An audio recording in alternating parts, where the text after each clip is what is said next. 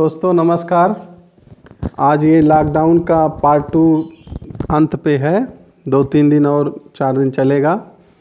इसके बाद हो सकता है कि अगर अच्छा रिज़ल्ट ना रहे तो लॉकडाउन बढ़ भी सकता है, और अगर बढ़ेगा तो फिर सभी लोग अपने घरों में ही रहेंगे।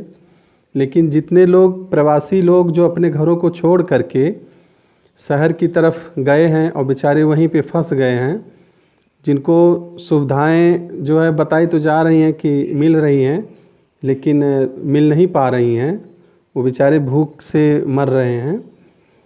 तो हम लोग बैठे हुए हैं, दोपहर का अभी समय चल रहा है और सभी लोग अपने अपने घरों में हैं, हम लोग भी अपने घर में हैं। तो अब इसमें हम लोगों को याद आया कि एक कविता आप लोगों को पेश की जाए कि जो बेचारे मज़दूर जो कमाने के लिए अपने घर को छोड़ के गए थे और अपने वहाँ मेहनत मजदूरी करके अपने घर वालों को कुछ देते थे तो उनका घर का खर्चा चलता था, आज ऐसी दशा हो गई है कि घर वाले बेचारे खुद इधर उधर से कर्जा ले करके अपना अनाज बेच करके उन लोगों को कुछ भेज रहे हैं। 100, 1000, 500 जो भी है उनको भेज रहे हैं ताकि वो लोग कम से कम ज़िंदा रह सकें। तो हम लोग चाहेंगे कि जल्दी से जल्दी हमारा पूरा देश इस बीमारी से निजात पाए। हम लोग यही कामना करेंगे। और मज़दूर के ऊपर एक कविता सुरेश जी लिखे हुए हैं और हम चाहेंगे कि ये आप लोगों के समक्ष प्रेषित करें और आप लोग अपने घर में बैठ कर के और इस कविता को सुने और इसको अमल में लाएं। जितने भी गरीब लोग हैं, मज़दूर लोग हैं, जहाँ तक संभव हो उन लोगों की मदद करें ताकि कोई भूख से ना मरे, बीमारी से बचे, और उनकी सहायता करें। आप लोग जितने लोग बेचारे गरीब लोग हैं, असहाय लोग हैं, उनकी सभी लोग मदद करें। तो चलिए, अगर आप लोगों को ये सब चीज़ें अच्छी लगी होंगी, कविता जो बोली जा रही है अगर अच्छी लगेगी तो आप लोग हमारे चैनल को सब्सक्राइब ज़रूर करिएगा और लाइक करिएगा और अपने दोस्तों को भी भेजिएगा ताकि वो लोग भी कविता का आनंद ले सकें।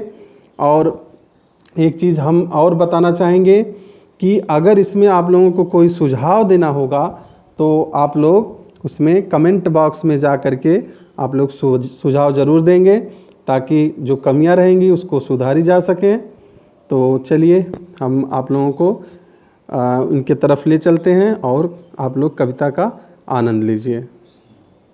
मैं आप सबका इस चैनल पर स्वागत करना चाहूँगा और एक कविता इस लॉकडाउन में मुझे मेरे दिमाग में ये बात आ गई क्योंकि हमारे भी गांव के बहुत से लोग बाहर पैसे के लिए गए हैं कमाने के लिए, तो उनको देखते हुए और ये एक भाव मेरे दिमाग में आया और मैंने उसको लिखने का प्रयास किया कविता के रूप में। चलिए मैं आप लोगों को सुनाता हूँ।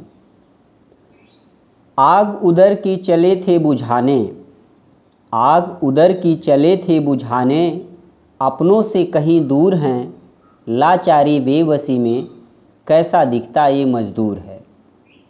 कि आग उधर की चले थे बुझाने, अपनों से कहीं दूर हैं, लाचारी बेबसी में कैसा दिखता ये मजदूर है।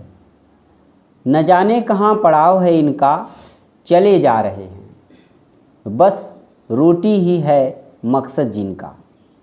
इन्हें क्या पता कि अंजाम इतना भयानक होगा और देश के हुक्मरानों का फैसला भी इतना अचानक होगा। रह गए थे जो जहां, रह गए थे जो जहां, अब तो ये मजबूर हैं, बस आग उधर की चले थे बुझाने, अपनों से कहीं दूर हैं, लाचारी बेबसी में कैसा दिखता ये मजदूर है। उनकी बदहाली पर दो दो आंसू बहाए तो कौन, सोशल मीडिया मजाक बनाती फिर भी सरकारें हैं मौन। परिवार बिलख रहा है, परिवार बिलख रहा है उनकी आने की राह में। कहते हैं कि पापा आएंगे लेकर मिठाई और खिलौना, बच्चा है इस आस में। पास नहीं है फूटी कौड़ी, पास नहीं है फूटी कौड़ी, वह हालत से अब चूर है। पास नहीं है फूटी कौड़ी, वह हालत से अब चूर है। आग उधर की चले थे बुझाने, अपनों से कहीं दूर हैं। लाचारी बेबसी में कैसा दिखता ये मजदूर है। खून जलाकर जिनके महल बनाए, वे भी मुंह को फेर लिए। आराम की ज़िंदगी देने वालों को आज सड़क पर छोड़ दिए। खून जलाकर जिनके महल बनाए, वे भी मुंह को फेर लिए। आराम की ज़िंदगी देने वालों को आज सड़क पर छोड़ दिए। गरीबी भी क्या चीज़ होती है, चंद रुपयों के लिए बिकना पड़ता है। जुल्म सहकर भी रोटी के लिए कलेजे पर पत्थर रखना पड़ता है।